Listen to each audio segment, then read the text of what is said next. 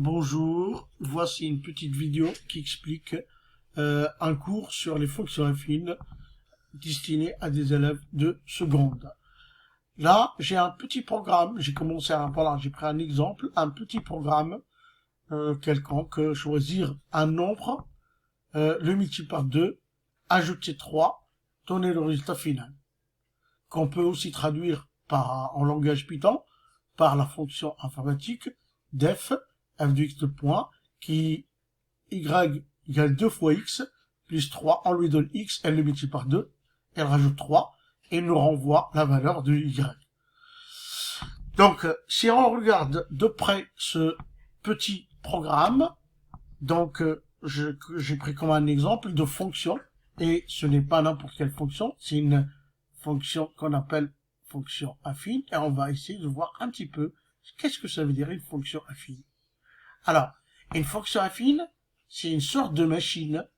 Si je donne par exemple, je prends ici un nombre moins 3, si je choisis moins 3, je multiplie par moins 2, donc moins 3, je vais le multiplier par 2, et je vais rajouter 3, en exécutant dans le programme, ou bien dans le programme informatique, je vais choisir x égale moins 3. Donc si je choisis ici moins 3, et bien moins 3 fois 2, ça fait moins 6 plus 3, et va me donner moins 3, c'est-à-dire la valeur obtenue à la fin, c'est-à-dire le moins 3, et va me donner moins 3 ici. Si je rentre moins 2, alors cette fois-ci, il va faire moins 2 fois 2, ça fait moins 4, et moins 4 plus 1, ça fait moins 1. Si je rentre la valeur moins 1, il va me donner moins 1 fois 2, ça fait moins 2, et 3 moins 2, ça fait 1. Si je rentre la valeur 0, 0 fois 2, ça fait 0, plus 3, ça fait 3. Si je rentre la valeur 1, 1 fois 2, ça fait 2, plus 3, ça fait 5. Et si je rentre la valeur 2, 2 fois 2, ça fait 4, et 4 plus 3, ça fait 7, donc j'obtiens la valeur 7. Si je rentre 3, 3 fois 2, ça fait 6, plus 3, ça fait 9. Et donc si je rentre un nombre quelconque, n'importe quel nombre que j'appelle x, et bien la machine, il va prendre x, il va le multiplier par 2, il va rajouter 3, et donc j'obtiens y égale x fois 2 plus 3.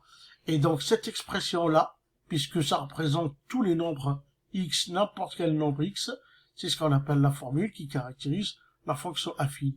Et donc cette fonction-là, f de x, égale 2x plus 3. Donc finalement, cette formule-là, ça remplace cette machine-là. C'est la même chose que cette fonction en Python, et c'est exactement la même chose que le programme. Et donc, que ça soit le programme, que ce soit la fonction Python, ou que ce soit ma figure qui est comme ça, ou que ça soit cette formule, ça représente le même objet, ça représente la même entité qu'on appelle fonction affine. Finalement, c'est quoi une fonction affine? C'est une fonction affine, c'est une fonction qui multiplie par un nombre et qui rajoute un autre nombre. Le 2, à la place de 2, je peux mettre n'importe quel nombre positif ou négatif, et à la place de 3, je peux mettre aussi n'importe quel nombre réel, positif ou négatif. Et donc, une fonction affine, c'est une fonction qui multiplie par un nombre et qui rajoute un nombre tout simplement.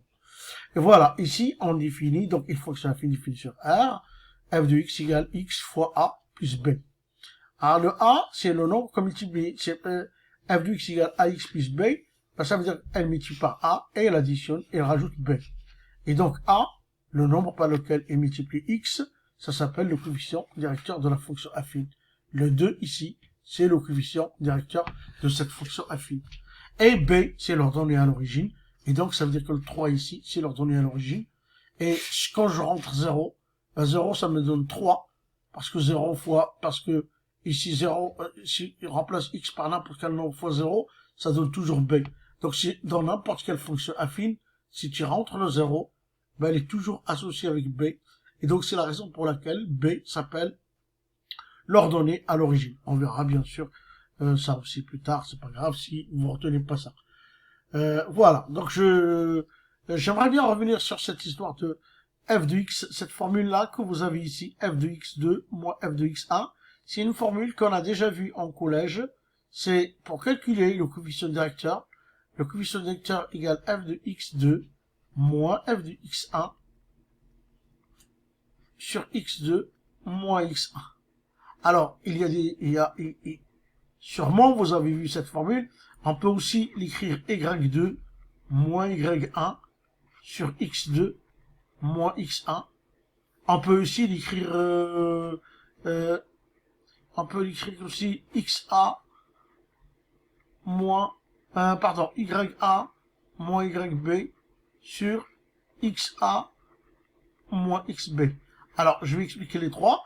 Ça, c'est lorsqu'on a la formule f de x, c'est l'image de x2 moins l'image de x1 sur x2 moins x1, y2, si on dit que x2 a pour image y2, x1 a pour image y2, on a la même formule. Donc finalement, cette formule-là que vous avez vue en troisième, ben c'est la même formule en fait. Voilà, c'est juste pour vous dire que ça, les trois expressions, les trois façons d'écrire, ce sont trois formules qui vous dire la même chose, sont exactement la même, et qui permettent de calculer le coefficient directeur de la fonction affine. Voilà. Donc, en fait, ce qu'il faut retenir, c'est que le coefficient directeur, c'est le nombre par lequel on multiplie x, et b, voilà. Et celui qu'on ajoute, c'est ce qu'on appelle l'ordonnée à l'origine. Alors, prenons ici, par exemple, c'est x fois 3 plus b, donc on multiplie par 3, donc le coefficient directeur c'est 3, et l'ordonnée à l'origine, c'est 7. Celle-là, si je prends cette fonction affine, c'est une deuxième fonction affine, racine de 3 fois x moins 5, c'est une fonction affine, c'est une autre machine qui multiplie par racine de 3, donc le coefficient directeur est racine de 3, et l'ordonnée à l'origine, c'est moins 5.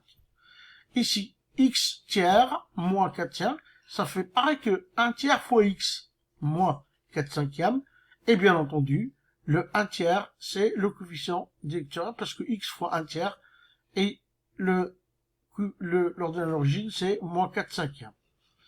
Si je prends celle-là, eh ben, ça fait 7 huitièmes de x, 7 huitièmes fois x, plus 0. Et donc, le coefficient directeur ici, c'est 7 huitièmes. Et l'ordonnée à l'origine, c'est 0. Prendre 12, je peux l'écrire aussi 0 fois x, plus 12. Et donc, le coefficient directeur ici, c'est 0. Et l'ordonnée à l'origine, c'est 12. Celle-là, je peux l'écrire, parce que c'est une fraction, je peux l'écrire 3x sur 2, plus 1 sur 2, et donc x est multiplié par 3 demi, et donc le coefficient directeur c'est 3 demi, et on ajoute 1 demi, et donc b c'est 1 demi, l'ordonnée à l'origine c'est 1 demi.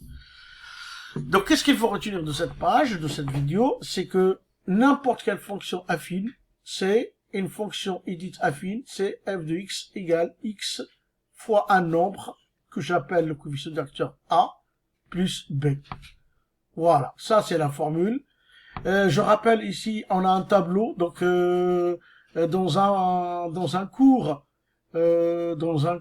déjà fait, on avait vu que n'importe quelle fonction, en général, elle est définie soit par une formule, soit par un tableau, soit par un graphique, FTG. Et donc ici, on a en ligne les abscisses ou les antécédents comme vous voulez, et la deuxième ligne, ça représente les ordonnées ou bien les images de la fonction. Bien sûr, et on aura qu'une fonction est soit définie par une formule, soit par un tableau, soit par un graphique, et dans le cas d'une fonction affine, la famille des fonctions affines, c'est toutes les fonctions de la forme x fois a plus b.